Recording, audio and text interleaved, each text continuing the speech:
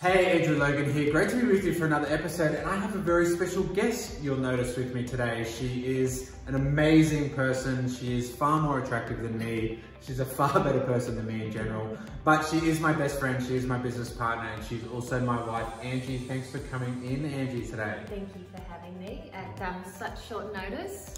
Yeah, well, I didn't give her a lot of notice. I just said, hey, can you come and do this little video with me? But wanted to have a candid conversation, right? Because I know a lot of people struggle with this. They struggle with the unsupportive spouse. And in network marketing, it is a female-dominated industry in general. So we tend to see a lot of females struggling with a negative male spouse at the time. And you know, like there's obviously anyone can be unsupportive, and it can be family members, it can be partners, spouses, whatever it is. But we want to talk about 4 tips that helped us, and because we still have to go through these things, you know, we grow a business together and we still have challenges at times, but certainly right at the start we had some really big challenges. And Angie will talk about it a little bit more, but it was actually the opposite way around for us. So I was the kind of gung-ho excited one and she was the unsupportive spouse. So here are 4 tips that we use to help, and we also train and coach people with, and we train and coach people who are dealing with the unsupportive spouse. So Angie, do you want to talk about the first one? So the first one, guys, is communication. And I remember so clearly, it was 9 years ago when Andrew got started. He had a wonderful product experience and he started digging into the business side of things. And I really had no idea of the impact or the gravity that the products had on him, and because he didn't really talk to me about it. And so there were times, you know, it was a good 12 months into his journey before I got going, and eventually he sat down with me one night and said, I really want you to do this thing with me. And I remembered sitting there thinking, this has taken you a whole year for you to sit down and really unload and talk to me about you know, the impact that this has had on you. But I will say, I am very grateful that we did have that conversation, because he really laid it out there, was very vulnerable, and just said, I really want you to do this with me. This is what it means to me. And I saw for the first time, you know, that I needed to do this with him. And so off we went. Yeah, and I think we'll talk about this more in one of the later tips, but it was sort of that, you know, this is where I want our family to be, right? And if we, like, how else are we going to get there? And it was the first time in our marriage and everything, we really had that deep conversation. So maybe your spouse isn't supportive because they just don't understand. They don't understand how much it means to you. Yeah. They don't understand the business model. Like, I mean, you had a little bit of experience with network marketing, but it was just more like, Angie didn't understand that I saw this as like, this was it. This was the way we were going to change our life. But she didn't see that because I didn't communicate that with her. Yeah. I just kind of thought, well, you know, she should pick it up, she should figure it out, right? Yeah. But I think you were finding your feet as well, but that was my big revelation. Was I sat there and thought, how has it taken him a year to feel like he can sit with me and really talk about this? So that's our tip number 1. It took me 5 years to ask you that, so definitely. Now, let's talk about gratitude, right? So what I want to talk about is one thing I talk to people a lot, is one option is to, when your partner isn't supportive or your spouse isn't supportive, maybe they just don't see results yet. And we get this kind of vicious circle happening at times where you're waiting for them to get on board and they're waiting for you to get results. And they're kind of like, well, you know, when are you going to get results? And you're saying, when are you going to start? And then everyone's just waiting for the next person to go first, right? So what I recommend to people is just every now and then, like once a month or whatever it is, use the commission check you've got to show gratitude to your partner. So let's write that up. So, you know, if you're just getting started, and again, this was us, like just getting started and it's like $20, $50 or something, it's not great. But take your spouse out and just say, hey, look, I just wanted to shout you dinner with what I made from our little side hustle this week. And you know, it might just be noodles in the park. It might not be that exciting initially.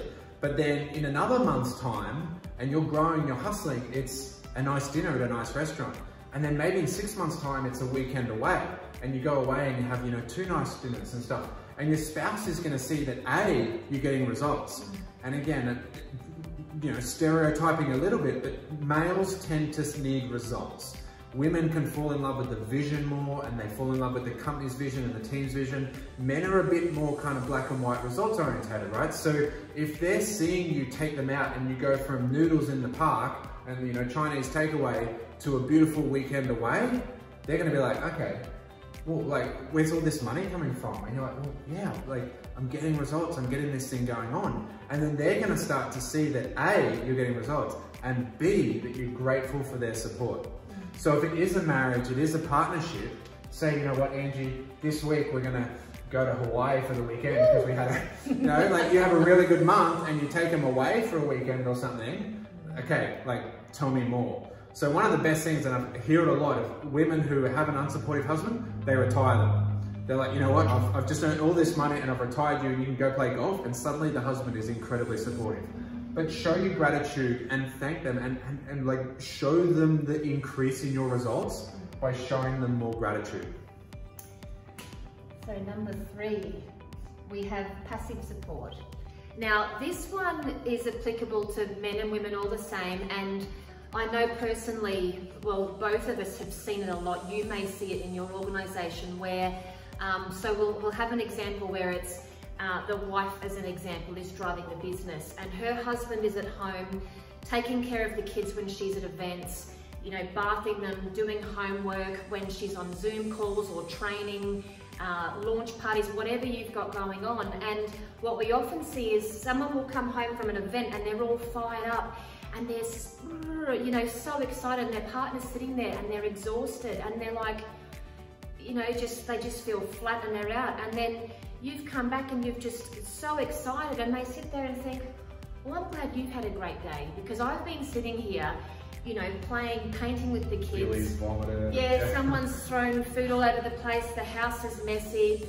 You really need to thank that person first and foremost, I think, because without them there, you know, doing that work, because it is hard work, you can't be off doing these things. You know, they're making huge sacrifices in order for you to go out and grow yourself and build the business. So I think you really need to acknowledge that in your partner or your spouse, because it's a huge job, isn't it? Yeah, I think understanding the difference between being unsupportive and being passively supportive. So there is the negative spouse and there's the communication side of things, but there is the spouse that's passively supporting.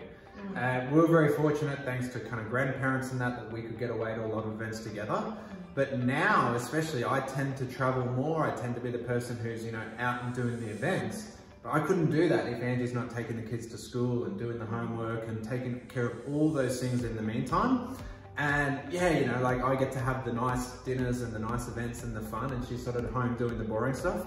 I have to come home and I have to show my gratitude and I have to acknowledge that. So the final tip and the final thing I want to talk about is, sort of mentioned it at the start, making sure that we have this shared vision. And again, that's something that as you grow, like this can be right at the start, and you talk about the communication at the start, but with every new level, there's a new devil. And so every time you grow as a partnership and every time you grow as a business, there's going to be new challenges, and you've always got to make sure that you reconnect with your vision. And what is the vision for your family? What is the vision for your marriage? What is the vision for your partnership? And how does your business and how does the company and your product fit into that vision?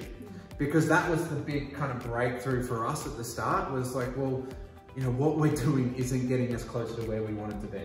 What is our vision as a husband and wife? And again, we never had that conversation, you know, because we're silly, but we'd never had that conversation until then. And so then we had that conversation about where our vision is, but now we do it every year, and we sit down with the kids and we do it every year.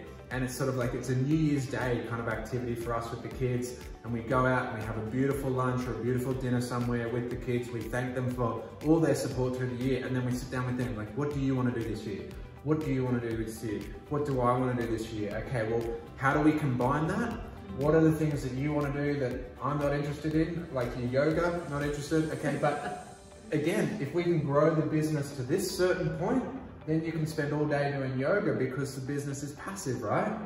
So how does Angie's desire to remodel our house? Okay, well, that's your vision. Okay, well, we better grow the business a bit more, right? Because you've got all these visions, but at least we're on the same page. So again, that's a big one with like communication, that when the paycheck comes in, we have to know that where is it going? And that's a big one I see again with unsupportive spouses where, you know, $1,000 check comes in and one spouse wants to do this and one spouse wants to do that. So that's a challenge that can come as you grow and as you continue to grow together, that I've got to make sure when we have a good week or we have a good month or whatever, or we have a bad week or a bad month, and Angie's not like, oh, well, I want to remodel the fence. And I'm like, well, good luck, because we can't afford it. And, you know, we start to have a little argument right of like, what's the vision for us?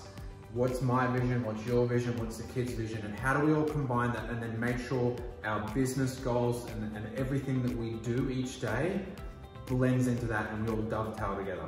Yeah. Anything else you wanted to add in, darling? I don't think so, no. Probably just coming back to the passive one as well, as making sure that you're grateful to your kids as well. I know there's times where we're on calls or doing videos and different things, and you know, the kids know to go off and do their own thing, and so it's acknowledging that in them as well, isn't it? Because they know that we're working, we're not just... That's it. All right. Guys, I hope that helps. As always, if we can offer any support, just don't forget to reach out, drop a comment, anything like that. Otherwise, we'll see you in the next episode. Bye.